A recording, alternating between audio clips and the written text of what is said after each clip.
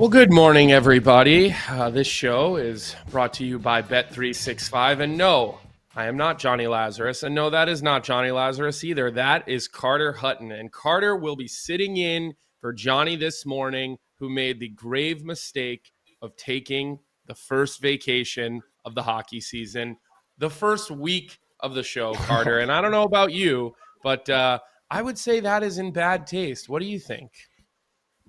This is the first time hearing about this. I thought you would have led with this when you asked me to co-host with you. Johnny taking vacation on the opening week. I know he's new to this relationship game. He's got his girlfriend, and I'm really excited for him. But come on, Johnny, this is such a rookie move. I mean, like, we talked about Vic going on vacation all season last season. He certainly didn't do it on opening week, but yet I'm waking up this morning and Johnny's sending me pictures of like the valleys and the hills in Italy. And here we are sitting here getting our last show of the week. And I do appreciate the fact that you're willing to sit on. I know you were up late last night doing NHL radio. I know you've got NHL radio again this morning, along with your regular duties at noon with Tyler Yaremchuk on DFO Live. So you are a busy man these days, Carter. Welcome back to hockey full time. How does that feel? That's it. I try to tell my old man that, he's a retired 40-year sheet metal worker, tradesman. So he earned his living. So when I tell him I have to work, he kind of scoffs at me and laughs and like, this isn't work, kids. So I'm glad to be back. It's good to be in the mix. And obviously with DFO, it's been a lot of fun with Ty, and we're churning them out now, me, him, and producer Pat. So it's nice to be back with you and my boy Vic. It's always nice having him in my ear. I love it. It's good to be back, my man. Well, and I'll say this. I've learned this about hockey over the last couple of years. No matter how far you try to walk away from it, it just pulls you back in every which direction. I mean, I feel like when I first stopped playing, I was wandering in different directions with certain things that I was doing. And now I look at my days and it is literally hockey in the morning, coaching the junior team in the afternoon, coming home, being a dad for a couple hours, and then 7:30 p.m. rolls around and it's hockey. And more hockey. And it is just, I've just accepted it at this point. This game is such a big part of my life, and I'm clearly never going anywhere. Yeah, it takes a big part of your life too. And now I'm the same way now with my own kids, both playing hockey. Tonight we're on the rink. I was on the rink Monday mornings. We have a big group of kids my son's age, so I help out with that. I had a goalie school in the summer. Colin Zulianello, newly acquired goalie coach for the Seattle Kraken. Me and him run a goalie camp. So it's fun because I get to do it at grassroots, but then I still work with pros like Matt Murray, Mackenzie Blackwood, Ryan Fant, who's in the Tampa Bay system. So I keep, I stay sharp in that sense. So it's fun when I'm watching the game. You kind of stay on top of it too, because it's ever changing, the game in general and the position of goaltending. So it's always fun to be around the game. And again, we're committed. It's too late, Kobe. It's too for a career change. And my education at UMass Lowell, that ain't getting me nothing, buddy. Wait, Ryan Fanti, Minnesota Duluth? Am I remembering that Minnesota correctly? Duluth. That is right. You got it. All right. Yeah. Okay. I thought so. That might even be. Is he a member of the? Is he a client of the Newman Group too as well? Am I off base on that? This stuff just lives in your brain. So, let's get to some hockey because we're gonna have Jeff Marek join us around 9:15 in that area, and we'll talk about what went down yesterday with Kyle Connor. We'll talk about a little bit what happened with Jack Eichel and his contract, and maybe we'll kick that around a little bit. But when I have you on here, the most important thing we ever could talk about is the Toronto Maple Leafs. And I'll be honest with you, their game was at the same time as the Bruins-Washington game last night, and I really didn't bring myself over to TNT very often yesterday to watch the Bruins-Washington because I was dialed in on that Toronto game versus Montreal, obviously a big rivalry. I was appreciating Chris Cuthbert so quickly as that game started. I mean, you guys in Canada have some really, really great TV people. Not that we don't, but Chris Cuthbert is just such a treat to watch. So before we talk about this game, Carter, I want to remind everybody that this segment is a presentation of Prime Video and Monday Night Hockey, your exclusive home to the NHL streaming games nationally in Canada every Monday. Prime Monday Night Hockey opens next week, October 13th, with a doubleheader, Detroit and Toronto, followed by St. Louis and Vancouver. Subscribe with a 30-day free trial to Prime Video to watch Monday Night Hockey and the new season of Face Off. Download the app or go to primevideo.com. Have you watched the show on Prime Video yet? Have you seen any of them yet? I have. I started to watch. We got a little hit on there. Morning Cup of Hockey. It's me, you, Johnny, and the Leafs one. So I've watched that one and I watched the Sens one. It was good. It's, you know what? Honestly, you know what's funny? When I watch shows like that, the Tkachuk one is the first one, episode 1. I feel like I'm like emotional to it, right? Like when they show Matthew winning the cup and Brady's there, and like I've already seen this, I've been through it, and I still get emotional watching someone lift the cup or watching someone win. When they showed the highlights of the Four Nation Cup and they talked about the fights at the start, like I literally get energized watching it. It's funny, the kid in me and the hockey player in me. It's well done. It's very well done. It's good to see behind the scenes. I haven't got to the Crosby one. I don't know if it's out yet, but that is one that I look forward to seeing, just because Crosby never really shows behind the curtain very often, right? So it's nice to kind of see, you know, a legendary generational player giving the fans a little bit more, you know, than we get just day to day with him. So I think that'll be great to see.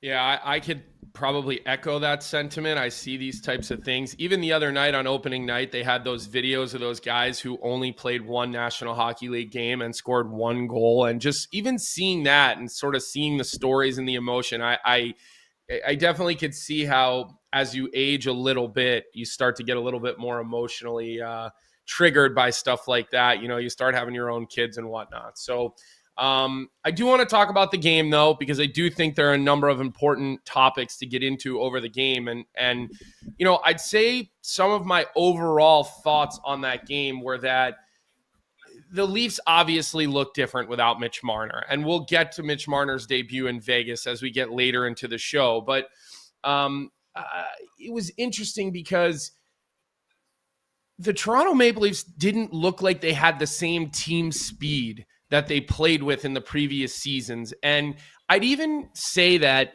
Montreal probably controlled the first half of that game, at least from a possession standpoint, right? But when I'm really paying attention to the Toronto Maple Leafs last night and I'm watching them defend in the D zone and specifically John Tavares, but I'll kind of wait and get to that.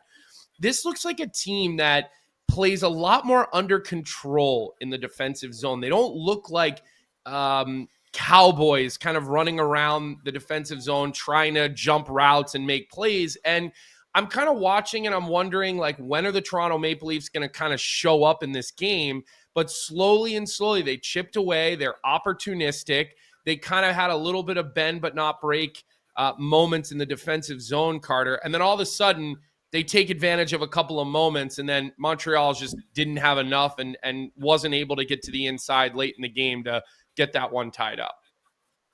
And again, I think back to, you know, as you start to define the Toronto Maple Leafs, right? And maybe we're a bit conditioned to think what we're going to see and the team that they've brought to the table for so many years. But now we have a full year under Craig Berube and what he's going to demand defensively at blue lines, not turning pucks over, playing a little less of that east-west style of play and just ground and pound. And I think it goes with their lineup, right? You look at their back end now, you look at the guys they've added, you know, obviously with Tanev, with Carlo, with McCabe, and a little more meat on the bone. And then up front, you look at like some of the guys they've added with Waugh and Joshua, we're a little bit heavier set guys that can play those minutes. Steven Lorentz plays that style of game. Pucks are going to get in. Matthew Knies is a bull. And I look at, you know, obviously Auston Matthews and where he's at. He's obviously, well, I know we're going to get into him, but, you know, he's obviously been better on the other side of the puck. Yes, everyone wants him to score 70 goals every year, but that's not necessarily going to happen. I think there's going to be adjustments with some of these new players. But what I see here, in my opinion, is Craig Berube now not just having a short little window in training camp. And you know what a training camp's like. It's really hard to implement a new system in time. And now he's got a big bulk of guys that understand the way to play, and anyone coming in, you can kind of plug and play. So I think this is more of a Leafs team we're going to have to get used to, where it's going to be defensive. It's going to be, you know, structured in the D zone, where yes, maybe they might not have the same offensive possession zone time.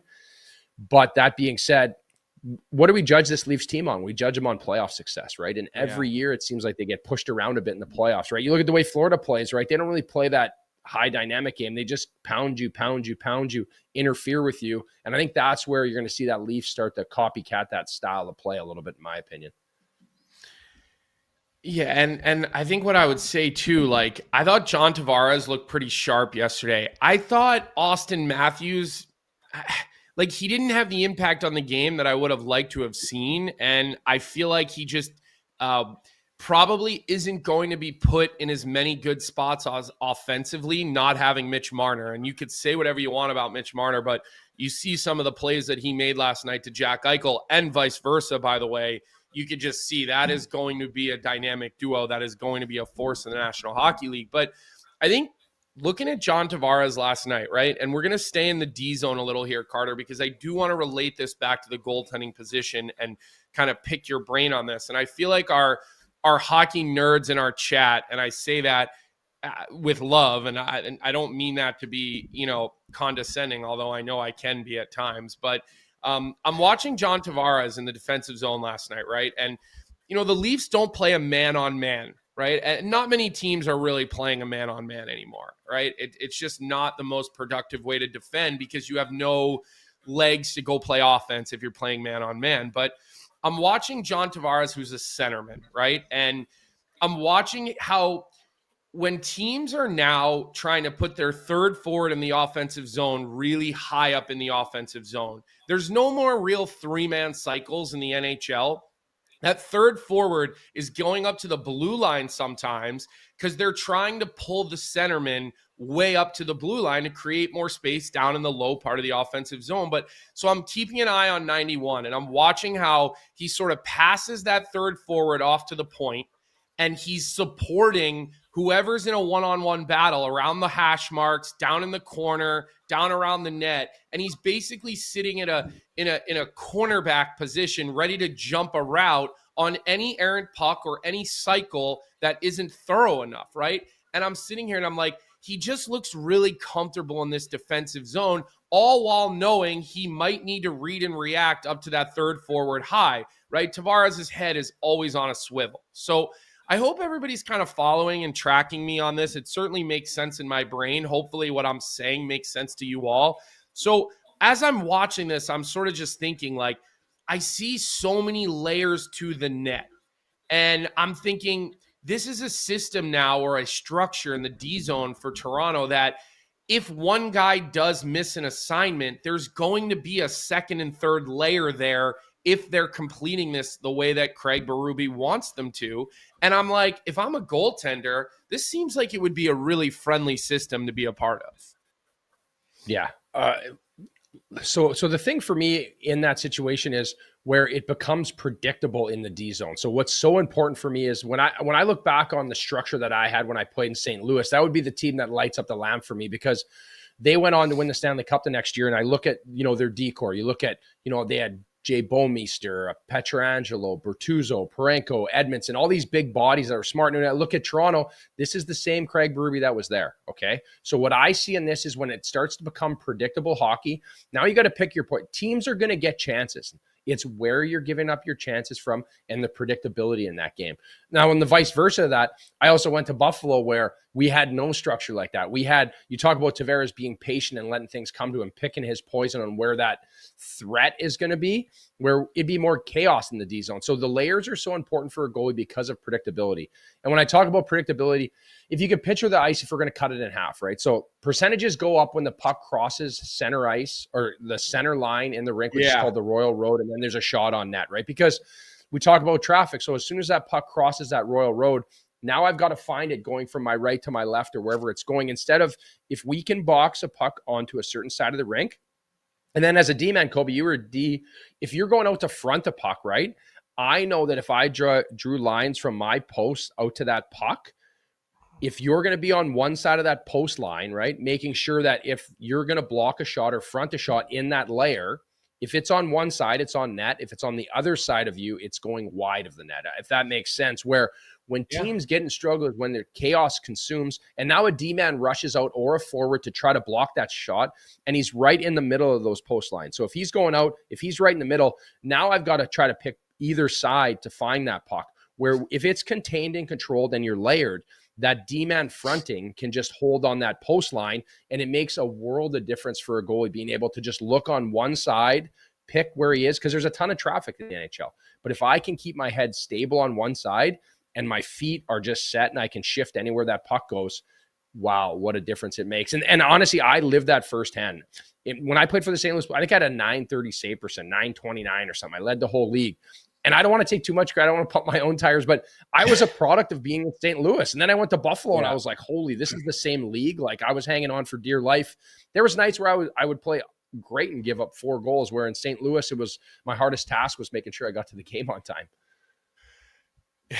I'm laughing because it's so funny. But hey, listen, like I do believe we talk about this all the time, Carter, and maybe it doesn't apply to goaltenders as much because like there's such a mindset and being a goalie in the NHL. I mean, you just watched the games last night and you see the traffic that these guys are having to work through. It's probably one of the reasons that now the goalies are all absolute freaking monsters.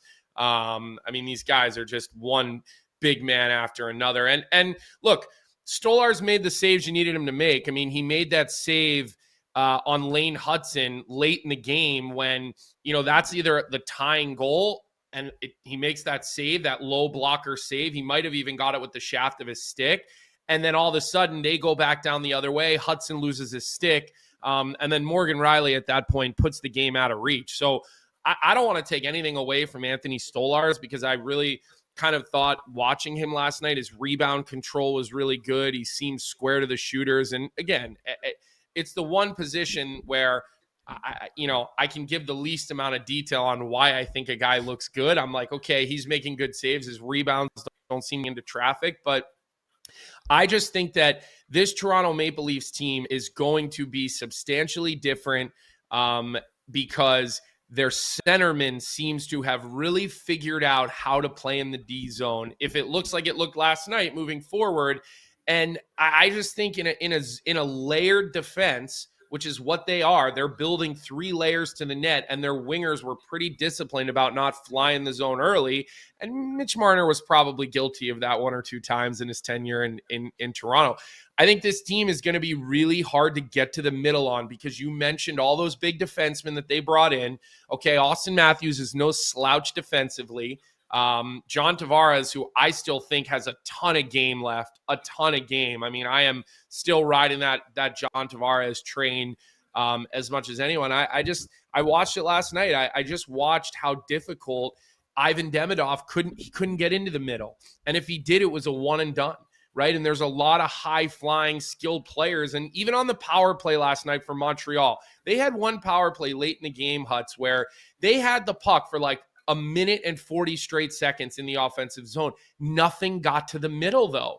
Lane Hutson was trying to bait guys, but it was all on the perimeter, and he would go down low, and they were looking for jam plays.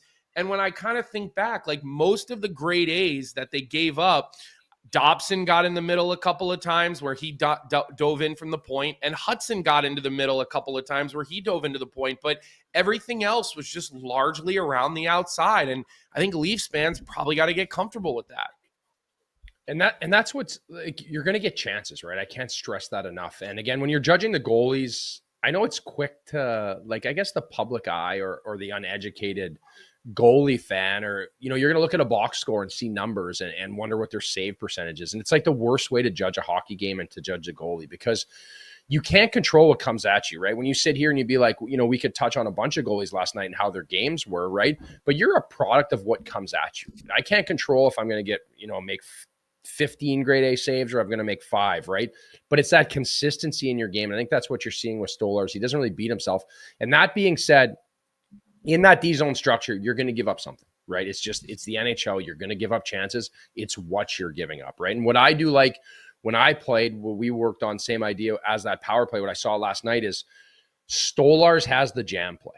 Okay, so as a D-man, as a penalty killer, that puck bounces around, right? You look for the bumper play. Things are working out wide. Where's going to beat us, right? They're going to get chances, but let's give up the down low play, the jam play. Stolarz has that one. If it gets seam back door and it goes through our D-man and that guy gets it and goes top shelf, that's one where you just tip your hat and be like, hey, you guys made a great play. You scored a good goal. We're going to let nothing go through us. And I think that's the more brand of hockey you want to see with Toronto. I think what we're seeing is consistency and predictability, where if we do get beat, it's going to have to be something special. And that's hockey you can live with, right? That's consistent hockey, and that's winning hockey, where when you get sporadic and it's chasing and you're behind the play, and then all of a sudden you talk about Lane Hudson and Dobson making plays and baiting guys, that's when everything starts to deteriorate, because that's when chaos creates. So a lot of times what you'll see to try to break that down is just pucks getting to the net and trying to get retrievals to break them. But we've seen it consistently with teams that win. They don't waver in the way they play in the defensive zone. Yeah. And just quickly on Montreal, you know, we've already both mentioned Dobson and Lane Hudson. I really appreciated the Hockey Night in Canada guys and the TV, you know, Chris Cuthbert. I already confessed how just wonderful he is to listen to right off the top. I mean, it was literally my first thought when I turned it on last night. And I feel that way about Jack and Louis out in Edmonton as well. Like, it is a true treat that we get those guys on ESPN Plus. I appreciated the fact that they pointed out numerous defensive plays that Lane Hudson made last night. I wasn't sure how this contract situation was going to affect him, because I do know he's a kid that just wants to play hockey. He looked pretty good last night to me. I mean, I know he loses his stick on that goal, but I mean, a lot of the offense that team generated last night came off of his transition, his puck touches, his poise, his instincts. He just seems to be around the puck all game. And I'll go on further. Noah Dobson looks great in that uniform, man. That kid is such a good puck moving defenseman. He's got offensive instincts. He was involved all night. Like, I really felt like I noticed 48 and 53 every time they came over the boards last night. Yeah, and that's what you're going to need to notice, right? You're going to need to notice young speed. And again, it is early, but this is the industry we're in, right? We overreact. We react to what we see, and there's a lot of good potential there, though, right? But this is a team that, when you do look at the East, this is a team that's going to have a good start, right? I feel like you want to be in the hunt because it is going to be a dogfight. There's a lot of teams that we think are staples, and a few teams, you know, on their way up to the Rangers bounce back. Didn't look great the other night, but Montreal needs to get points when they can, right? They're in a loaded division. There's a lot of teams that are going to get it. And I think there's a lot to go off of there. I think Montembeau's game's good. I think you got to get him down under a certain amount of games. He played a ton of hockey last year. You look back to his injury, and I think that's a fatigue thing. And this is a compressed schedule now, right? You add that Olympic break in there. There's going to be more back-to-backs. There's going to be different situations to be in there. So I think strategically with these younger guys, you know, how are you laying out minutes as we're in a compressed schedule? We just saw the Kings play a back-to-back to open the season too, Cobes. Yeah. So, well, look, I we'll keep an eye on those two teams. We always will. They're two of the marquee markets. They're two fan bases that are ride or die. There's higher expectations in Montreal this year, which I think is a great thing. There's drama surrounding the club, which gives us something to talk about consistently. And look, we're going to keep an eye on Austin Matthews to see what does life look like post Mitch Marner. I mean, the thing on TNT last night of Biz doing that song for Mitch Marner, "Baby Come Back." I mean, look, like I got to give him credit, man. He is willing to put himself out there like nobody else is. And I gotta say, I thought it was funny and I respect it. And we'll talk more about it when we get to this Vegas LA Kings game, but we do have Jeff Marek waiting. I do want to bring him on for his first appearance of the season. You know, Jeff, a massive contributor to this show last year, a massive teammate to the entire network. And as we bring him on, I'll just, sorry here, Vic. It looks like we were going to use Uber Eats to bring him on, but I don't know if that's something we're still planning on doing. So let's just bring Jeff on, and let's start with the Jack Eichel situation here. And I want to pick his brain about it because we talked about the Connor McDavid contract live on his show earlier this week. So we thought we'd return the favor. Good morning, Jeff. How are you? Good morning, gentlemen. That was a really fascinating conversation. I was really happy to be in the waiting room, just sort of riding shotgun and just absorbing. Like, this is at a level of, this is what makes this show so good when Lass is on too, and he's not off on his romantic getaways. It's really compelling because this is the peak into, like, this is how hockey players talk about the game itself. Can I ask one question? Yeah. Because something happened kind of quietly outside of the market that it's in that I'm really confused about, and maybe we'll get more clarification on it later on today. And I know it's going to sound like I'm picking on the Buffalo Sabres. I'm not trying to hijack your show. I want to get to Eichel too, and I want to whack the pinata. Yeah, go for it. David contract. So Georgiev gets signed to a contract by the Buffalo Sabres. Okay, plays a bunch of preseason games, and then he gets placed on waivers. Yesterday he clears, so nobody else wants him. Why was that a contract and not a PTO? I cannot. Again, I'm not like gonna play like whack-a-mole here with Kevin Adams. I know it's low-hanging fruit, but this one really confuses me. Why was Georgiev a contract and not a PTO? Like, unless he's planning on not going to the American Hockey League, why was this one a contract? I mean, so does he stay in the system, Jeff? So he's going to stay. He's on contract though, right? Is this just a depth ad? He's got to report to Rochester now, but now they also picked up Colton Ellis off waivers as well. They have like a million goaltenders in the system. Devin Levi, I think, played like 2 periods of preseason hockey. I still can't figure out why this one wasn't a PTO. I mean, great work by the agent on this one. You know, Dan Milstein is elite, but I still can't figure out why because it's Kevin Adams. Don't overthink this, Jeff. And honestly, like Jay Thielen is probably right here, and I don't know how we could argue against him. I'm really trying to give Kevin Adams and the Buffalo Sabres the benefit of the doubt, and that's why I ask you guys who played, like, what am I not seeing here? What am I missing? Why was this a contract? I guess my only concern would be, like, having him on contract. At least you own him, even if you waived him, right? Like, because the money is off the cap in the minors, right? And now you have a guy where if he doesn't play well, right? If you have a tough start from UPL or you have Lions, you know, drops off a little bit, you have a quick call. Just because I feel like this season, I think the first few months of the season for Buffalo are the most important they're going to have, right? Like, just to set for Kevin Adams' life, maybe, where they start bad, he's getting fired anyway. Where if they start good, he has the, you know, that kind of gets washed under the rug. But I'm with you in that sense. I guess maybe just a veteran guy, just in case there's an injury or something.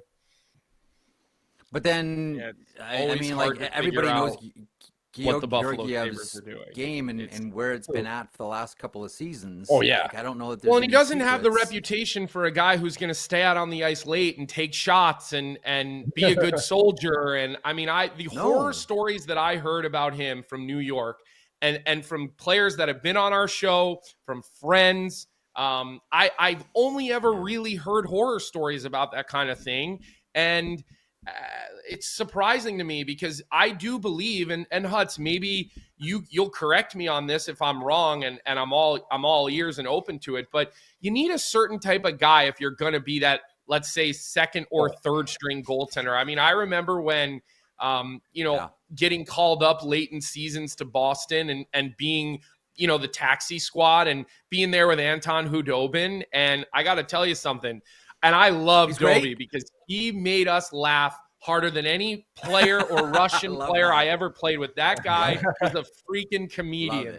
But he did not want to stay on the ice and take shots, right? No, and at the time, Tim Thomas was the guy. So Tuukka Rask would stay out on the ice and take shots. And I'll be honest, from that, my confidence has never recovered on the ice. I'm still scared to take a shot because I know Tuukka's just going to swat it away and laugh in my face. Like, I don't know if I scored a goal on Tuukka in practice in 4 years.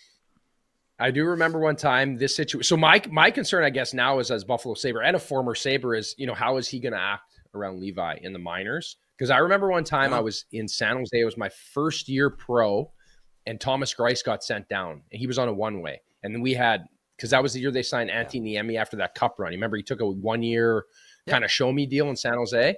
Niittymaki. Mm-hmm. Greiss came down. I remember his first time he came on, he took one knee at the red line. So I'm in net, me and Alex Stalock tending goal. And I'm like, hey, Greiss, like, you want to reps? Because I was Stalock's backup. And he just waved me off. He's like, no, it's your net, bud. Don't worry. I'm just going to hang out at the red line. He wanted nothing to do with being there.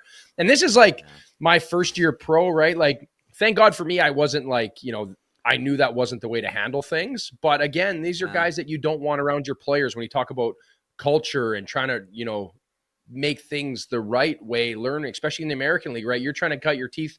You want guys around real leaders. Yeah, I think this one has me. Unless there's something that I'm totally missing here. Is there another agreement or something? I just saw it when he cleared. I'm like, why was this not a PTO? What am I? Anyhow, he definitely doesn't. Oh, you know what? Strike me as the type of guy that you're bringing in there to build your culture around. And look, Buffalo continuously does this, and we barely talked about them in our season previews because what are we talking about here? We don't just want to sit here and kick the fans while they're down, but as a team and a franchise, like what are they giving us, to think about? So let's table that for a second because I want to talk about our Uber Eats stat of the day. And Uber Eats is enabling fans to maximize their fandom all season long with exclusive game day deals on the app, from game day eats to paper plates and napkins. If you're hosting, to all the ingredients you need to make your favorite game day dip. Before, during, and after the game, Uber Eats is assisting every fan's hockey experience all season long. Okay, now that we got through that. My kids live on that app. On that app, by the way. Yeah. Well, I got to tell you something. I think we do at times around here. It has certainly changed the way that we spend our money in the Cohen house. But I want to couple that into a question for you, Jeff Marek. Okay? Okay. New contract yesterday for Jack Eichel and for Kyle Connor. Two players that I think we would consider to be superstars. I think Jack Eichel, probably a tier above, in my opinion, one of the best, maybe the second. You could make the argument he's the second best center in the NHL. You can make the argument. I'm not saying it's, there's McKinnon, there's him, there's Draisaitl. You can make the argument. I want to read a couple of numbers to you. Dak Prescott, $60 million. Steph Curry, $59.6 million. Juan Soto, $61.875 million. Leon Draisaitl, $14 million. Those are the highest paid players right now in the four major sports. Now, next year, Kaprizov goes to $17 million. Yep. We saw Connor McDavid take the lower deal. Okay. Kyle Connor takes a similar contract. Jack Eichel goes a little bit higher. So now you have all the superstar players, in my opinion, leaving some money on the table and saying, we want our teams to be really good, right? And look, if they're all going to do it, it's going to leave more money for their teammates. There's no doubt. The money's in the system, and a lot of teams are spending to the cap. A lot of teams are not spending to the cap, which is disappointing, okay? My question for you, Jeff, the next time the CBA negotiations come up, which is in, I believe, 2029, 30 season, right? We've got labor peace until then, all right? Yep. Are the owners not going to use this as a sign of weakness from the players? Is this not something they're going to continue to try to claw and say, you know what? We don't want to be 50-50 partners with you anymore. We want to be 55-45 because it seems like that's what's happening here, and they're going to use this, in my opinion, against these players. Keep going. I'm not going to stop you, Colby. Keep going. You're preaching to the choir. Colby, I thought about something you said on my show the other day, and I can't stop thinking about it. And I was talking about it with someone yesterday specifically, and we got around to talking about one area specifically of the Connor McDavid deal, although you can extrapolate it and talk about Kyle Connor, and you can talk about Jack Eichel as well. And that's one side of this discussion that hasn't been talked about yet. We've talked about what the McDavid contract means for the Oilers, what it means for the fans, what it means for Connor McDavid, like what it means for all these different areas. But there's one area that we've left out. There's one thing that we and it doesn't look good when you frame it around this one discussion point. And this all came from you saying this is an NHL that needs a luxury tax, that doesn't need a hard cap. I've thought a lot about this, like as I said, Colby. What does the Connor McDavid contract mean for the CBA and the economic system that has been created by the NHL and the NHL Players Association, where the best player in the world feels an obligation not just to manage the cap, but to come in significantly under market value? Like, you can make the argument he's come in at like 60% less than he should be getting paid. What does it say about the economic system that has been created by the NHL and the Players Association, where the best player in the world makes that sacrifice, because that's what the system allows, and they don't allow it the other way. I think a lot of us are on the same page about this one, that this is a league that probably would do better with a luxury tax, certainly from a marketing point of view, because it allows the teams to spend with penalty to help their squad, especially now that franchise values are at where franchise values are at, and now we're looking at expansion franchises going for $2 billion. But Colby, I thought a lot about what you said about, and I don't want to treat it as frivolous, because I think it's really a profound point. This is a league that needs a luxury tax more than it needs a hard cap. Now, I say that knowing that, and I always remind people this, I was reminded about this very early in my career by someone, and I keep getting reminded of this one thing. Gary Bettman has one job. He has a lot of jobs, but he has one main job, and that is franchise value. Everything is in service of raising the value of franchises. And to that, Gary Bettman has been brilliant. But if we look at what we just saw this week, we know what it means for the Oilers. We know what it means for Connor. We know what it means for fans. What kind of comment is this on the CBA? Let me throw this back to you guys. This economic document that's been put together by the NHL and the Players Association, a very neutered and declawed Players Association going back to 2005, they do not want to fight for anything right now. That's why the CBA was done quickly. That's why it's pause off expansion money. That's why as franchise value continues to grow and new teams are welcomed in to the tune of $2 billion, they will see none of it at all. What do you think the comment on the CBA is? With the Connor McDavid extension, Eichel coming in for $1 million more than that. What's the comment on the CBA? To me, it's not a great comment. It's not a great look for the CBA, specifically when you frame it in terms of what the other sports are and how you see massive contracts signed, and everybody looks at that and says, wow, look at the health of that league. Look at these star players that are rocking $60 million contracts. What's the NHL got? 14. I think for me, Jeff, it's the fact that it feels like as a player and an ex-player being around the game, we've kind of lost our spine in that sense, right? It feels like we just want to keep the status quo going, right? We're so worried of a lockout. We're so worried about losing it. We're like, we need to put a stake in the ground, and it starts with your superstars, right? It starts with the guys that make the most money, that drive the markets, that put fans in the building. Like for me, I was riding the back of other guys, right? Like you'd fall in line and you do what's best. And that's part of being in a union. Yes. And now I have the sense of my pension, and I have the healthcare, and I have everything that was great about my NHL career to go off of. Yeah. But now I'm in a better place because of the guys before me. When I look back to the last lockout and I look at Shane Doan being the guy who stood up for the pension, who made it defined benefit, who now I'm in a great situation at 62. I have a defined benefit pension that it used to be minimum games played, and it slowly dropped, right? But if it wasn't for those superstars that stood up for us, 300, and it kept dropping, but now it's the magic number, 300. Yeah. Yeah. And now so you get 4 quarters, right? That is where we lose a lot of power. And if the shoe's on the other foot, right, Jeff Cobes, if you have a bad year, they're not going to be like, you know what? You had a tough year. You know what? We know that you're a better player than that. We'll give you some extra money, because that's not going to happen. Because the first sign of you starting to go down, they're just going to scrape your name off and get rid of you. So it does get me fired up, because I feel like, in a sense, it just loses our worth as players.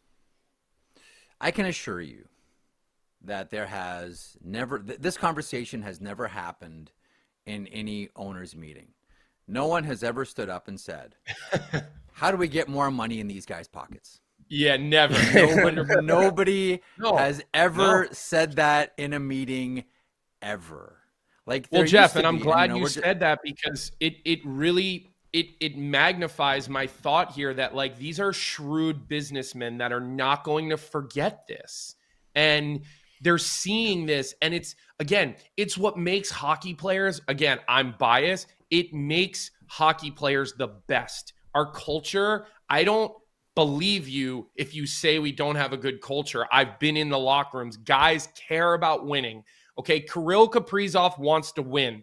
I don't care what you say. You don't know. He wants to win hockey games every single night. Look at the way he plays. Okay, so every guy, and there's always outliers, but it's such a we culture, not a me culture, which is why Jack Eichel left money on the table. Connor McDavid left money on the table. And you're right, the money goes back into the system. Other players will get it, but this will come back to hurt the players. I will bet on it, because they don't forget when they're multi-billionaire owners. They're taking notes right now, and this weakness, okay? And again, it's the weakness, it comes from their hearts, because they want to win, because they care about the fans and they care about their cities, right? But it will be used against them. And anybody who thinks differently is naive to the situation. Jeff, sorry to cut you off, but I appreciate that you're bringing the points back together. No, I think that has to be part of this situation as we head into a no collective bargaining agreement next year. Like, look, every new CBA negotiation that goes on, it gets clawed back a little bit more and a little bit more and a little bit more and a little bit more. And what's the big story in the NHL? Franchise value. What do you hear, NHL executives talking about? And rightfully so. Like, this is not a criticism. This is actually a praise of what Gary Bettman, Bill Daly, their team of lawyers have been able to do. Like, their job again is franchise value. They have done their job. The job on the other side is to fight for the maximum compensation for the most amount of players. Period. Yeah. All right. Let me ask you guys a pointed. Every year it's been clawed back, and now the players associate are doing early CBAs and not even trying to push or force a pressure point anymore. Everyone just seems, Carter, to your point, right now, content. Yeah.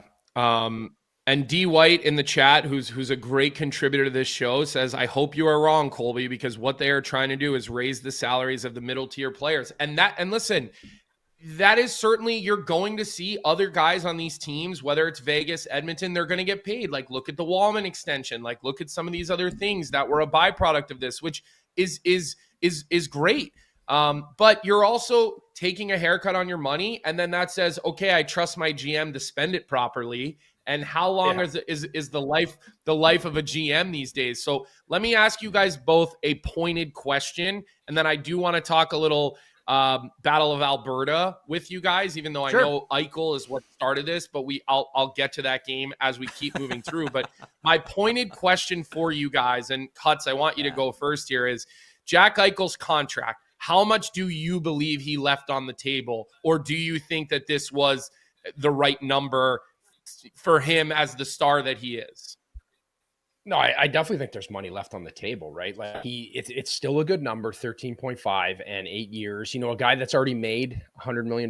So my takeaway from Jack and his contract is, I guess maybe I'm a little closer to it in the sense, he was a friend and a teammate for 3 years in Buffalo. And I was there during the next saga and everything that went on and how unhappy he was and how miserable he was. And like, maybe the younger me in that moment is like, you're making $10 million a year. Why are you not happy? Right? Like, I'm, like, this is like, you can figure this out. But again, circling back to your point that you said, he wants to win. He wants to be a competitor. This is in his blood, in his DNA. And now he's in a place where he can thrive and do that, where he's made $100 million. He makes money off the rink doing other stuff. So I do think there is value. And again, with all these guys dropping, it will be interesting to see who is the guy that holds out for free agency when all these teams have loaded bank accounts now to maybe even overpay guys even more than they would signing him early, right? We're seeing these big numbers drop, but these teams aren't doing this by chance. They're forecasting that deal is going to be a good deal in 3 or 4 years if Jack can continually produce. So I do think he left a little bit of money on the table, but you get to a point where you got $100 million in the bank, you have more. But it circles back to our CBA, where you're at with your players. He wants to be on a good team and live in Vegas because he's seen the other side of the dark days in Buffalo. Yeah, Jeff. I want Carter. You said something there that I don't want to breeze by. That I actually think is a really interesting point. You were there with Jack Eichel in Buffalo when there was the discussion about ADR surgery versus spinal fusion. And that is massive. It hadn't been done in the NHL since, certainly, Chris Weidman in UFC and various football players, but it had never been, quote unquote, tested in the NHL. And that was the route that Jack Eichel wanted to go. The Buffalo Sabres medical team did not believe in ADR. The Vegas Golden Knights very much did. I wonder how much, and you can't put a price tag on this because this is your life, this is your health, this is I want to be able to play with my kids for years. I want to be able to tie my own shoes into my 70s and 80s here without pain. My father had a couple of different spinal fusions while he was still alive, and he lived a lot of his life in pain because of it. I wonder how much. Like, I don't think that Kelly McCrimmon would go to him and say, hey, remember, we were the team that said, like, you know, that gave you the quality of life that you enjoy right now. Let's pay back the Vegas Golden Knights. I don't think for 1 second that Vegas would ever say that. But I just wonder, when we talk about player loyalty, Vegas was a team that said, we'll let you have the surgery that you want to have, as quote unquote risky as some people may. And now we've seen, like, you know, Tyler Johnson have, like, a lot of other players, and I think it's up to 4, maybe 5 players have had that ADR surgery. But Jack Eichel was the canary in the coal mine on this. He was the first one. He was the one to go, and he stood up for his rights for it, and he fought the Buffalo Sabres on it. And Vegas was the team that said, not only do we want you, but we want you to have the quality of life, and we want to afford you the luxury of being able to make your own decisions about your body and how it's treated. You don't want spinal fusion? You want ADR? Welcome to the Vegas Golden Knights. I just wonder, in the back of Jack Eichel's mind, to your point, like, he wants to win. We all understand that. He's comfortable in Vegas. He loves it there.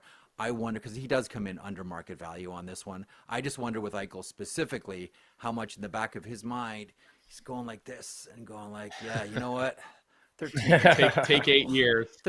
Take 8 years. Take 13.5. I got a quality of life that I wouldn't have had if I had spinal surgery.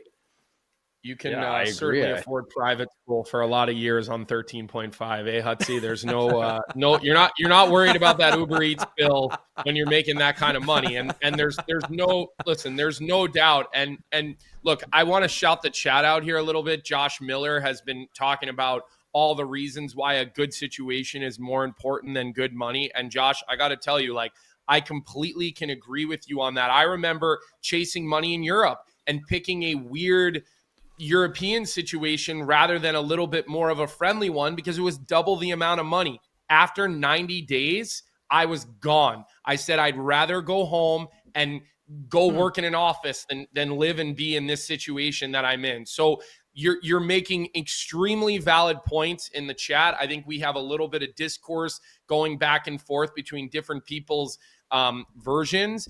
And then D White says, do you think Eichel took less because of McDavid? Like, if McDavid would have taken $19 million, none of us would have batted an eyelash. We would have said, yeah, he's worth every penny of it.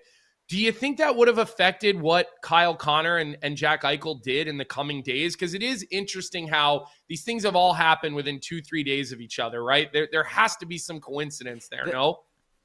Can I jump in on this one just real quick with Kyle Connor specifically?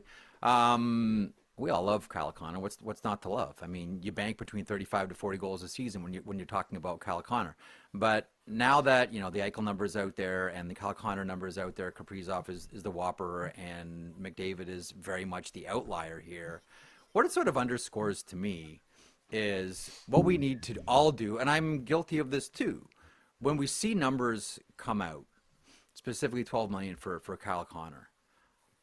We need to recalibrate what we think an overpay is, right? Because if you look at Kyle Connor's compensation and you look at, like, go have a look at Alex DeBrincat's numbers versus Kyle Connor. Now, Kyle Connor, I think, has like 25 more goals, but they've got like identical, I think there's like 1 game difference in games played. DeBrincat's, you know, been a 35, you know, pretty much a consistent 35 goal scorer in his career. They're more similar than they are different, yet the compensation is significantly different. And with the salary cap going up to, I mean, publicly it's 104, but it's probably going to be somewhere between 104 and 107. I think we need to recalibrate what a big payday is. Because if you looked at Kyle Connor, you know, 3 years ago and said he's going to get $12 million, you'd say, like, not a chance, feathers, no way he's getting that. Now we look in the system, his new compensation is going to start when the salary cap is at $107 million. And we're going to look at that and say, that's going to be a bargain pretty fast for Kyle Connor. That's kind of how Carter, I'm not sure if you agree or not, but that's kind of how I look at this one. I think right now, Jeff, it's like the sticker shock for us, right? We're seeing these big numbers and we're like back to recalibrate to Chuck and Roenick. We're signing these big deal, right? Like we're back to now these big numbers, but we're basing it off like our recent experience with the cap and how we feel about big deal. Where a big deal was like when Eichel signed his 8 years, $10 million. That was like, we're like, holy cow, skip the bridge deal right into the 8-year term. This is kind of status quo. And I think we're just not really prepared yet for this is the deal that you're going to get if you're producing. I think that's a great comparison, though, the numbers of DeBrincat to Kyle Connor when you talk about production, you talk about similar players and what they produce. So this is the new NHL, and this is where the cap's going. It's growing, and I feel like it's just this is that beginning phase where we need to just get used to it, because I do feel like, if, Kempe is obviously the next guy, the big name that, potentially signs. Necas. But who's going to be that guy? It'll be in Necas too. Who's going to be the guy that holds out to free agency? I feel like that's going to be the interesting one for me, because now you got all these teams with money in the bank. Let me throw out, we started the conversation by talking about the Buffalo Sabres. Let me throw Alex Tuch's name in there as well.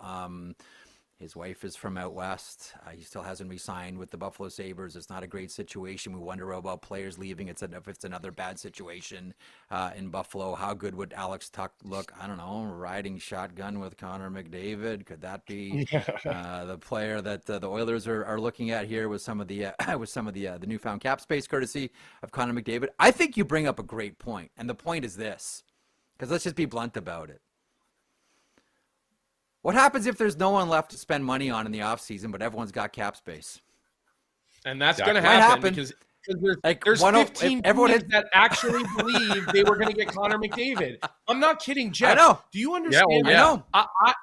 I heard from like very credible people that the very top of the food chain in Philadelphia, and I'm not talking about Briere, and I'm not necessarily talking about Jones, but I'm talking the very top of the food chain here in Philadelphia. They thought Connor McDavid was going to be a Philadelphia Flyer. They thought Kirill Kaprizov was going to be a Philadelphia Flyer. Like, and I respect the fact that like they tricked themselves into thinking that, but like, I mean, that's you're living in a fantasy world. Like, I tell my daughter a story before bed every night, and I make up some wild and crazy shit, and that would be one of the stories that I would tell her.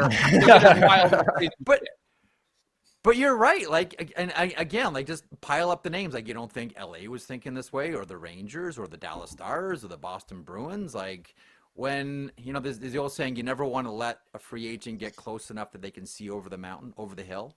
Because you get close enough and you say, you know what? Let me go have a peek. I can always go back, but let me go and have a peek. But yeah, like not that you can bank on it, or not that you want to make all of your decisions based on, what you're crossing your fingers for. But I think a lot of teams probably let themselves get a little bit carried away with what if, right? What if he wiggles free? What are we prepared to do as an organization? But I find like what we're heading into right now, and for whatever reason, when players are comfortable, and I understand this. I remember, listen, I worked with Bob McCowan for years at the Fan in Toronto, legendary sports talk broadcaster, probably the best the country's ever produced. And he would always say the same thing when it was career advice for any of us. And Bob was always the wizened veteran. And he'd be like, this group is offering me like a little bit more money in this time slot and all this to this. And he would always say, don't F with happy. If you're happy, find a way to stay. And I look at NHL players, and it's the Bob McCowan advice. Don't F with happy. And Colby, this is to your point as well. You can go and chase every last nickel, every quarter under every cushion, but if you're not happy, what value is there? And that's why, Carter, I'll go back to your point about Jack Eichel. He's happy, and they gave him a quality of life that the Buffalo Sabres weren't.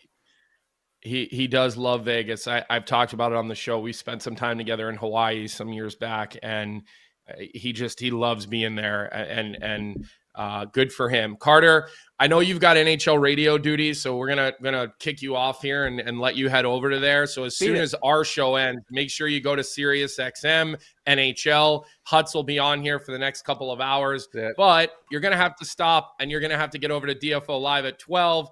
Then you'll have Jeff at 1 p.m. But we love you, Carter. Thanks for sitting in with me for the show. Carter, save some oxygen for the rest of us in the room, okay? You're just using up all the words today. No, this was honestly a great hour, boys. We got a lot of good here. I'm going to roll right into this. I got Gord Stellick with me, so I'm going to have to hit up the old guy here, keep him honest. Gordy. So thanks for having me, boys. I absolutely love Gordy. Have a good time.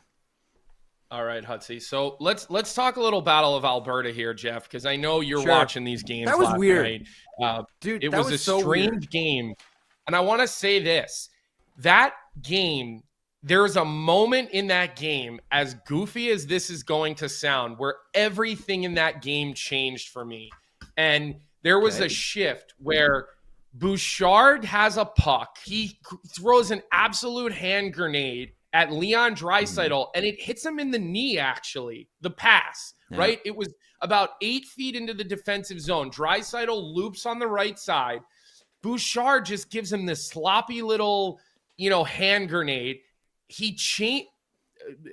Draisaitl has to change because he's in pain from getting hit on the side of the leg or the knee or whatever.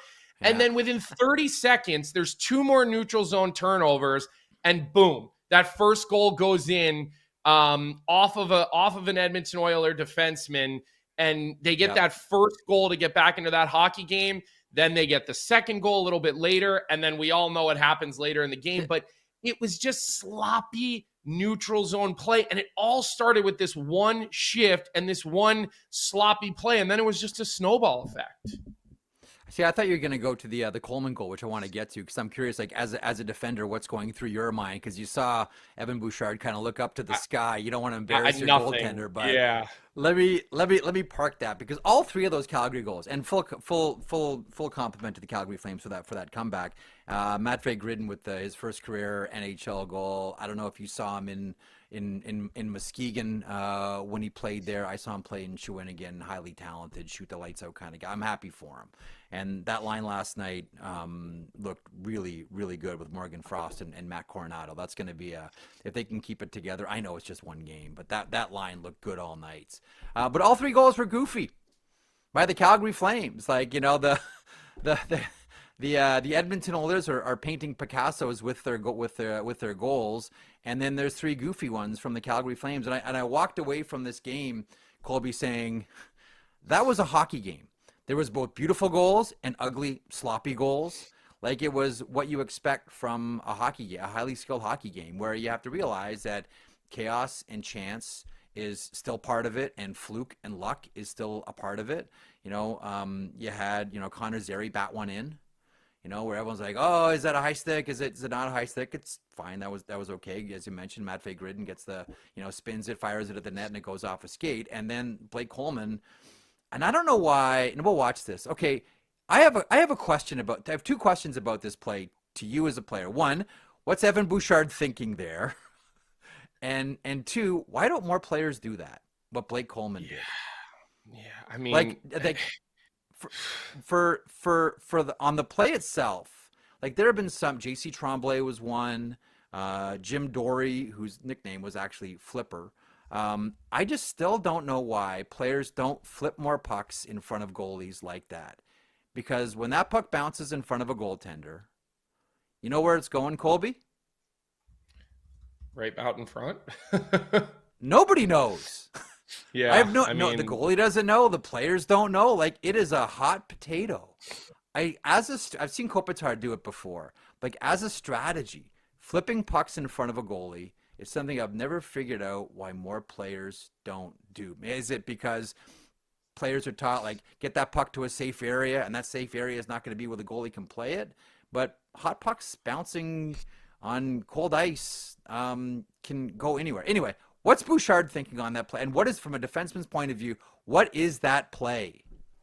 It's a routine play. I mean, you're talking about a situation where you just expect your National Hockey League goaltender to either cover it, move it into the corner, but he just hesitated. And I think that's a theme early in the season, Jeff. I think you saw hesitation out of the New York Rangers the other day. I even think there was offensive hesitation with Toronto last night. Montreal didn't seem to have hesitation in their game because they kind of play with that gunslinger mentality. But it's just Stuart Skinner being a little bit hesitant, Didn't face a ton of pressure the first half of the game. The first half of the game, the Edmonton Oilers were just absolutely cruising, staying above the puck, managing it in the neutral zone. But look, it was so self-inflicted. Like, that is always the frustration of the Edmonton Oilers, whether you look at Skinner's mental mistake, physical mistake there, or whether you're looking at the neutral zone turnovers, the Bouchard play. It's self-inflicted issues which come back to bite them in the ass.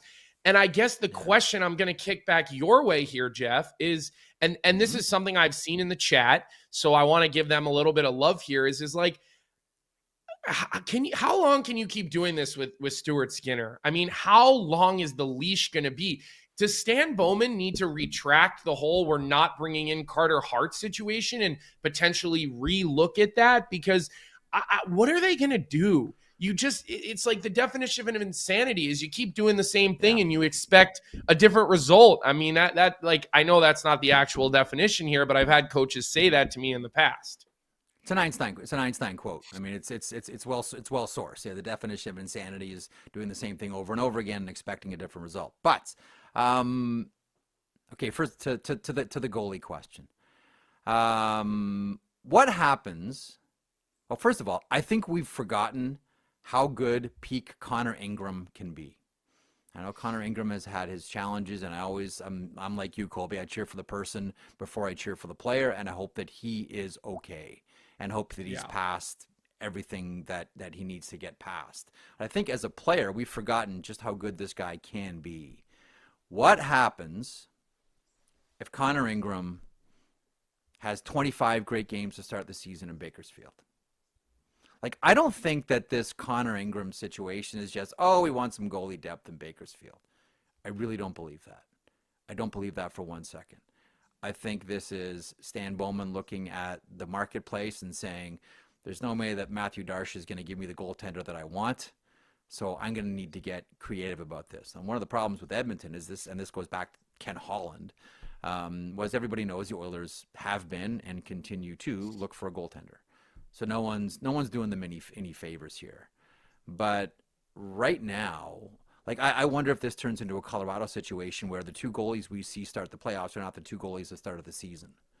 And I think that the first, not gamble, but the first test here is, can Connor Ingram get back to that guy that we saw a couple of years ago where we said, this guy's awesome.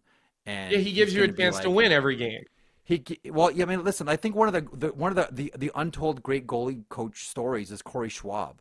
Like, look at the great goaltenders that have come out of that Arizona Coyotes, now Utah Mammoth organization, and Connor Ingram could be one of them. Like, go down the list, Darcy Kemper and Aiden Hill. Like, there's a ton of goaltenders that Corey Schwab, as goaltending coach, although he never got the headlines, really helped develop.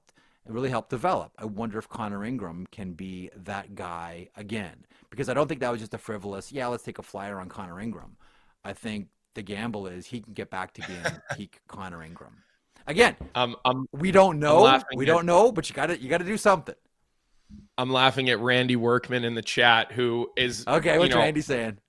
Randy's here with us every morning. I see him in your chat all the time as well, Jeff. He's Randy great. He rides with us all day long, so we appreciate that. And Randy, as you probably can guess, is a Calgary guy, and he says Stuart Skinner is perfect for the Edmonton Oilers.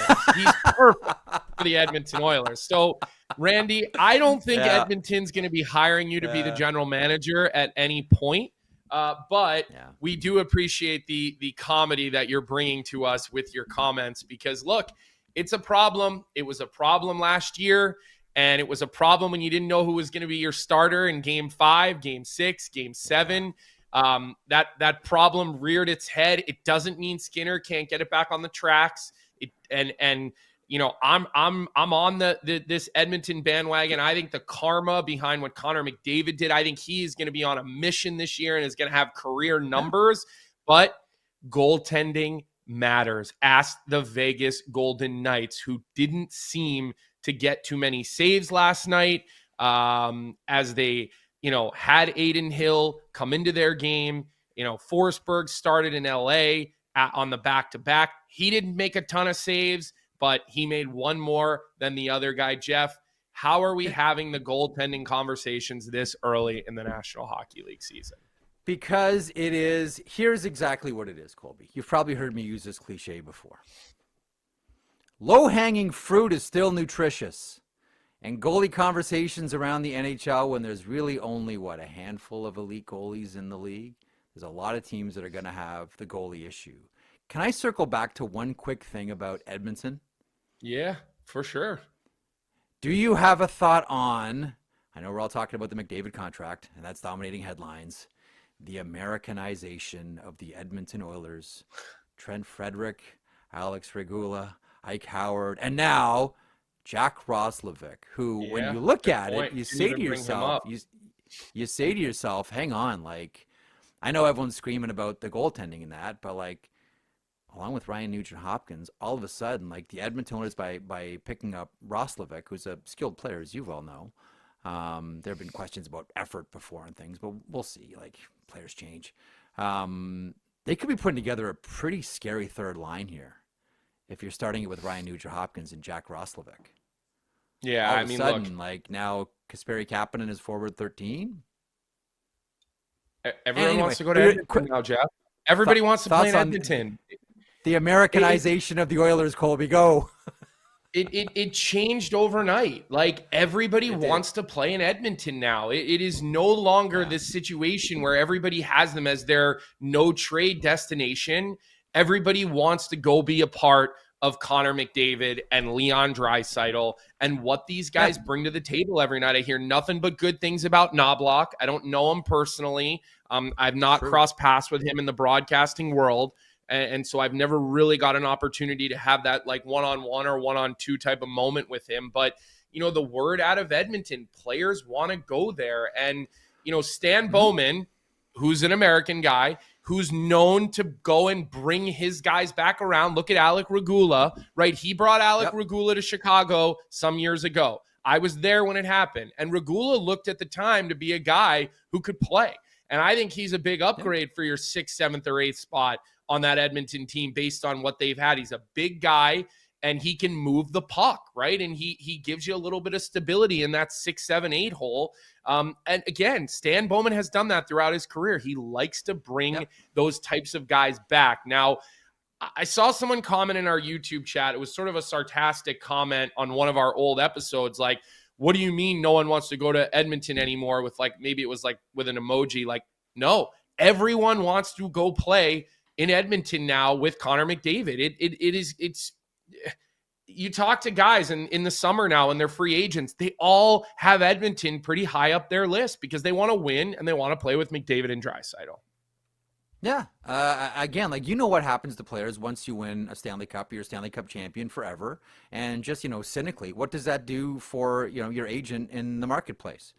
My guy's a Stanley Cup. How many times have you heard rings in the room, rings in the room? We got to get rings in the room, rings in the room. All of a sudden you make yourself more attractive because you've got a ring. And, you know, you've become that guy. You're not just miscellaneous third line player. You're third line player with a Stanley Cup ring. You become more valuable. And I think everybody looks at Edmonton and says, this team's got more than a legitimate shot at not just getting there, but finally winning this thing, especially now that you look at like the question becomes, who's going to be the player that takes Connor's money?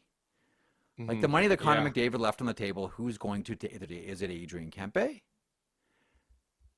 Is it Martin Necas? I think all those guys would happily sign up to go play. Yeah. Yeah, like, listen. I honestly, like, I really wonder about if you're Adrian Kempe, you know, one of the only players that could, you know, keep up, you know, with skating with Connor McDavid. How do you not look at this and say, you know, the market is shrinking. Everybody's going to have money, including the Edmonton Oilers now. I want to win the Stanley Cup. If things go south for the LA Kings, and again, it's early in the season, but in back-to-back nights, those two, that team has looked like two different teams. Like that opener against the Avalanche, they looked scrambly, no communication. Yeah. They looked awful. And then one night later, everything totally clicks different against the Vegas Golden Knights. So who knows what that team is gonna look like?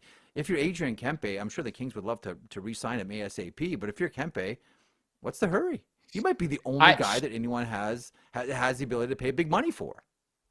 And I think it's funny. Remember, we were talking earlier, who's going to be the guy that goes to market? He's kind of the guy that I think ends up going to market, because I just don't think, like, if you're LA, I don't think you're going to 12.5 million or 13 million with him. I just don't see it. But somebody will. But I'm saying somebody will.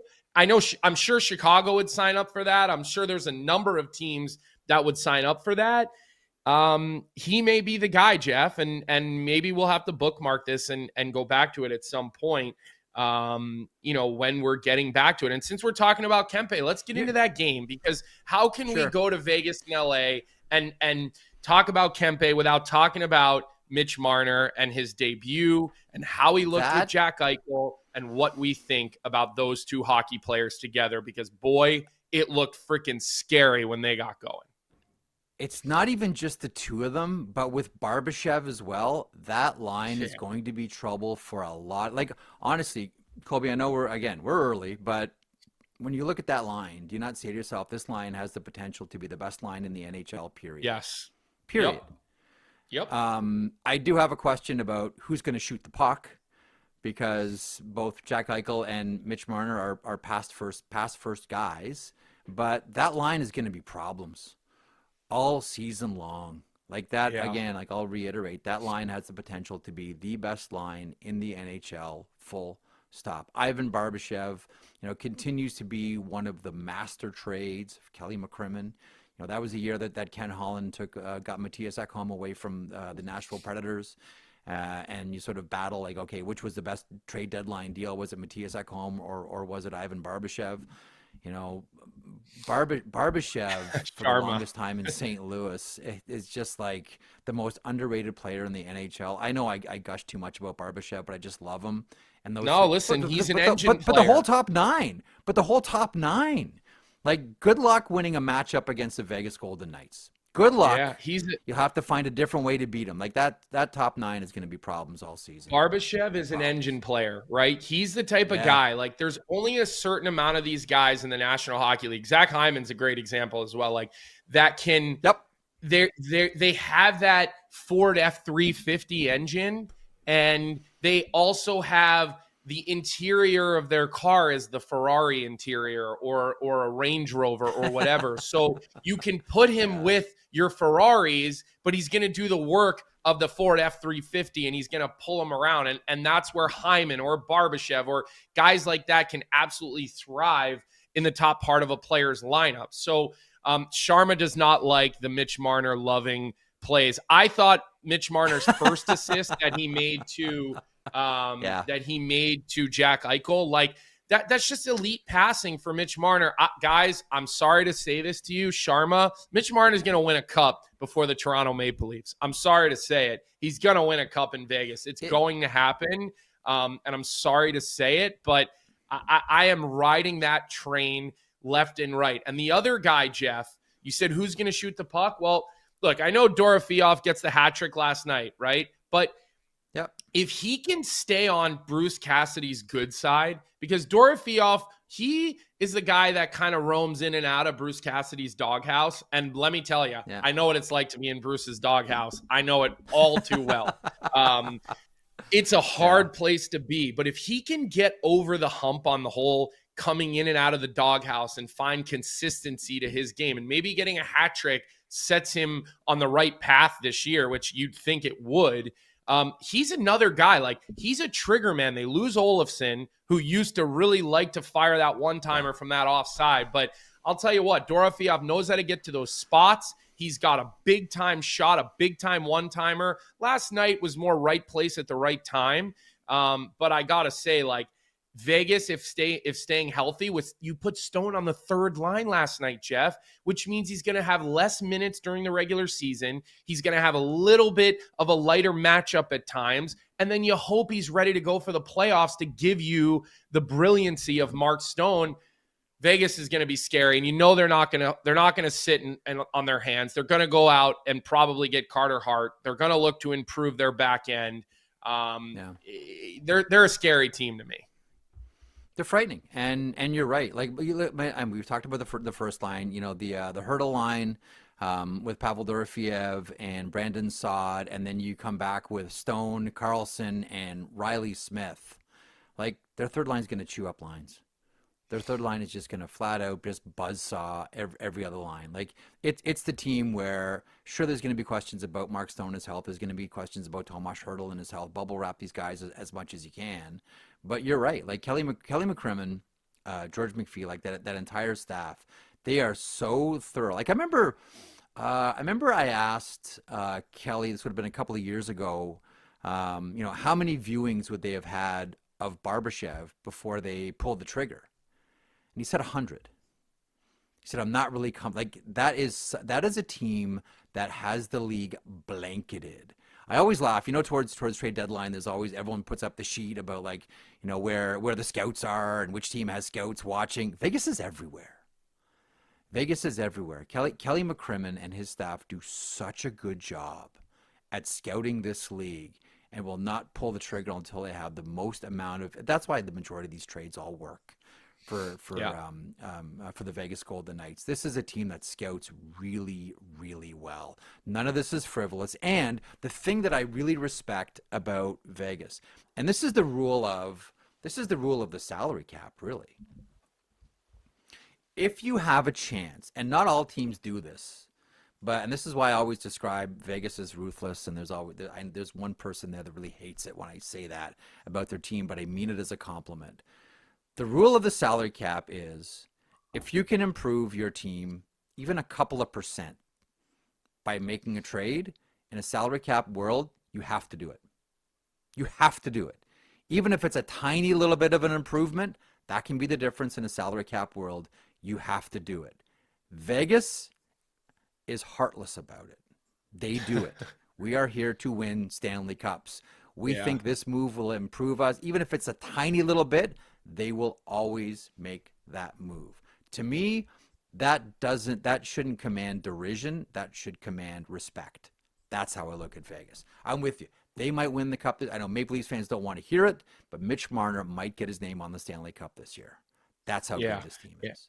And just to Jay Miller answer your question, you said Pietrangelo retired. Pietrangelo went on season-ending and playoff-ending long-term injury reserve. So there's he's coming back for the playoffs. This is just probably the first step of he's never going to play hockey again, which is look, you want him to be able to be a dad and function in his life.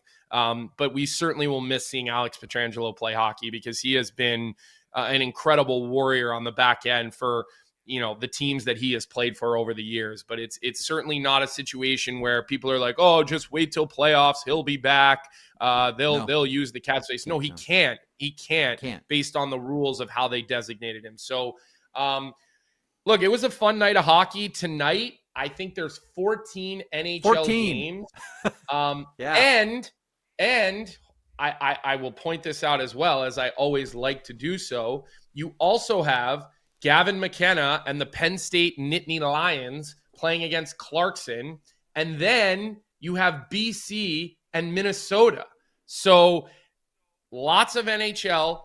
You're going to see Gavin McKenna on the Big Ten Network. You got Boston College at Minnesota, which is a blue blood rivalry game for sure. So there is no shortage of good hockey to watch tonight, Jeff. Let me ask you. So this time next week, I will be on my way to North Dakota to go see North Dakota and Minnesota. Are you taking your son? Yes, I'm taking. I'm taking good. One of the other kid can't make it, but I'm taking my oldest son to go. Okay. I know he's gonna have like an incredible experience, but I've never been to Ralph Engelstad, the marble floors, the beautiful dressing room, like all of it. What am I in store for? I'm going to both games. Going to do the sheet from Ralph Engelstad. Going to do some work with Jordan Schmaltz doing a show on the Saturday afternoon. What am I in store for? Well, look, start with the arena. Ralph Engelstad is one of the most beautifully and meticulously designed arenas for the sport of hockey there is. I mean, no detail left unturned. You're talking about a fan base that is ride or die. I mean, it is in these people's blood. Their student sections will be hopping. People from Minnesota will be in the building. I mean, these teams hate each other. This is one of the best rivalries there is in hockey, period. And when you have these rivaling student sections, you are in for an absolute treat, Jeff. I am jealous you're going to be doing that. That same weekend, I'm going to be in Boston. I'm actually calling BU Michigan State on Friday, which is a top 5 matchup. Nice. Saturday, I will also be in the building because they're honoring Coach Parker for getting inducted into the Hall of Fame. And I'm actually bringing the whole family. So my daughter and my son, they're going to get to be in the building at Agganis Arena next weekend. But there's just so much good hockey to watch right now. If you're a hockey fan, this right now is one of the best times of the year. Yeah. Can I ask you a hockey geek question? Just a total selfish question. How's Sasha Boisvert doing? So he scored a goal in the opener on the power play. He's playing on that top line with Ryder Ritchie and who's flanking them on the other wing? Oh, Cole Iserman. So you've got 3 pretty talented players playing together. So I am certainly looking forward to watching Boisvert continue to grow his game and kind of get ready to be a Chicago Blackhawk here probably sometime hopefully not too early in the spring, but maybe we'll see him for a couple of games this season in the National Hockey League. Is he taking boxing classes? Everywhere he goes, he finds a boxing gym. Is he doing this at BU? Do you know? Listen, when I was in school, Jeff, they did offer ballroom dancing, which I did take, but they did not offer a boxing class as part of the curriculum at BU. But maybe that has changed since. I don't know where they're at with that kind of thing. So Jeremy Swayman took ballet at Maine and swears that it helped his game. Ballroom dancing was a 4-credit class, so why not? Right? Take it, bud. Why not? Take it. Give me a quick little preview what you have planned for your show today before I let you go here, Jeff. So yeah, it's going to be a lot on the 14 games on the go around the NHL tonight. More of the fallout on the contracts drama, and the latest one, of course, Jack Roslovic signing with the Edmonton Oilers. Greg Wyshynski is with me for the full complement. We will have, because we're trying to book guests when we have Wish on too to make it more of a well-rounded program. So stay tuned to the socials on that one. Listen, it's the first week of hockey, so we're going to get way ahead of ourselves, and everything we're going to say when we look back on in a couple of months is going to be completely wrong. And I don't know why I'm so fixated on this Georgiev situation, but we'll see if it starts to play itself out today or resolves itself. But that's what we're looking at today, 1:00 on the sheet. Are you liking the new time slot? I like it personally, selfishly. It works better for me personally, but yeah. Well, that's why we did it. We're like, we need to be concerned about Colby's schedule here. I book most of my life decisions around your schedule, and I appreciate that. And your kids. That's all done for you. Yeah, I've always my entire career I've done sort of shows around either noon Eastern or 1:00 Eastern. So it's always been more comfortable for me, and selfishly as well, it allows me to get in a workout and pick up my kids. Which is great. So it's good for the mental health and good for being a dad. There's nothing like spending time with your kids. I couldn't agree with you more. Hey, thanks for coming on today. We appreciate it. No problem, I know I asked you for 15 minutes 1 hour ago, so I do apologize. But you kind of know the routine now. 15 minutes is the new 1 hour. When you text, don't even say we just need you for 15. Yeah, I know. Just say, it's just a lie. You know I'm lying. It's just like we've known each other too long now, Cole. We feed a bullshit. That's true. Just say hey, we just need you on, and then we just keep it open ended. Let's just keep it that way. All it's not like you're putting cheese in the trap. Only 15 minutes. Just hey. Yeah, I know. Listen, you're not paid. You're not paid by the minute, which is why I abuse it so much. So thanks for coming on today, Jeff. You're the best. I'll see you on the sheet at 1:00. All right. We'll talk soon. Be good. Thanks, everybody. All right. I wonder if Johnny's watching the show today from Italy. I don't know what you all think here in the chat, if our guy Johnny Laz is actually tuned in, or if him and Sweet, again, his words, not mine, okay? Him and Sweet Baby are having a good time in Italy. And I hope he is having a good time in Italy. Johnny, and I'll say this because he's not here, never say it to his face, but the kid busts his ass. I mean, he has 71 different jobs. that he is involved in with hockey, with, you know, sponsorships, with events, you name it. I mean, the kid doesn't miss anything. So as much as we're going to make sure we continue to give him shit next week about missing today's show, we can also give him a little bit of love behind his back, and talk about how much we miss him and how much we truly love him. And look, the show is so different when he's not around. And New York Marine says, yeah, Johnny also knows how to do ad reads. Really? Like, were they that bad, New York Marine? Remember something. I do have a background and was doing television for a number of years. And I got to say, like, I had to read ad reads when I was in Chicago. And I have done it on DFO Live before when I've, you know, led the hosting back on that. So I don't think my ad reads were that bad. So why don't you all let me know, 1 out of 10, how bad? 1 being horrible, 10 being good. How bad were my ad reads today? Because if you know, I thought all the reading that I'm doing at night with my little one was helping me with my reading skills, but apparently not so much. Solid. My ballroom dancing classes at BU clearly didn't help me with the ad reads. So look, the one last thing I do want to mention, we talked about it in a summer episode, and like, this may be interesting to you. It may not be interesting to you. But this year, the Spengler Cup, which is an incredible event that is hosted in Switzerland every single year, is actually going to have it. There's always a Team Canada presence, and we've seen guys like Claude Julien and other coaches that are NHL coaches that just are out of the job right now, not coaching over there. I feel like people in Canada are probably a little bit more familiar with the Spengler Cup. It's probably on your TV more than it's on our TV here in the United States. But the Spengler the Spengler Cup is taking a college selects team this year. And Guy Gadowski, the coach at Penn State, Mike Souza, the coach at UNH, and Jason Lemaire from Niagara, they will coach the team, okay? Today, they will be announcing 5 players who have already been picked for that team. And John Butchergross has tweeted that sources tell him Aiden Fink from Penn State, Joey Muldowney from UConn. So there you go, Neil, if you're here in the chat today. I know you're a UConn guy. You follow UConn pretty well.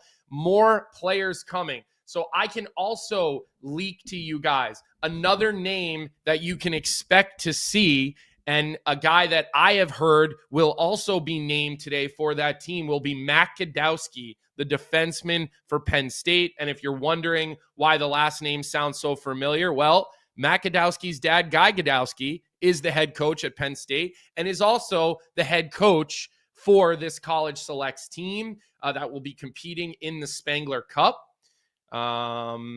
He's a good player. He's not just named to this team because of who his dad is. He was an All-American last year from Army before he transferred over to Penn State. So with that, I'll remind you guys, 14 games tonight.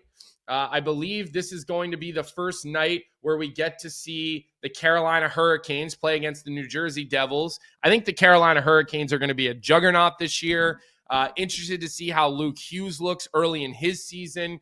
The Markstrom extension, which has been rumored, I don't believe that's come down yet. So that's another contract extension that I think everybody is kind of waiting to see the shoe drop on that Jacob Markstrom contract. Maybe some of these other contracts will be affecting that. I don't know. Goaltenders are so different. So we do appreciate everybody being here with us today. As always, again, our chat keeps this show going. I feel like we could actually sit here and do a 3 or 4 hour show every day because you guys keep firing things into the chat, which sometimes helps swerve us in different directions. So we appreciate all the love this week. Our entire, listener base, you all came back with us all week, and we're appreciative of that. Thank you for hitting the like button. Thank you for hitting the subscribe button. Make sure you get those automatic downloads going on Apple Podcasts, on Spotify.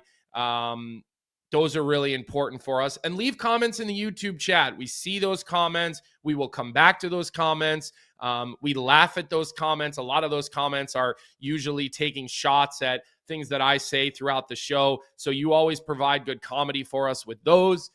So again, you guys are as big a part of the show as we are, and we are grateful for that. So having said that, I want to remind everybody that this show is a presentation of Bet365. Whatever your bet is, it's never ordinary at Bet365. Download the app and get in on the game. And don't forget, you must be 19 years of age or older to play. And we're talking about Canada, obviously. In America, you got to be a little bit older than that. So we hope everybody has a great day. We hope everybody enjoys their weekend. Yes, this will be our last show of the week. You guys know we're Monday to Thursday during the regular season. We are Monday to Friday during the playoffs. And with that, enjoy the NHL games. Watch some college hockey this weekend. I'm going to be watching Gavin McKenna and Penn State play Clarkson tonight, and then I'll be watching BC play Minnesota. Those are going to be great games. We'll probably have a little multi-screen action going around my house, although I know I have said that I don't like that as much because it doesn't let you focus on one game quite like I like to do. Enjoy your weekend, everybody. We'll see everybody with Johnny back here at 9 a.m. Monday morning.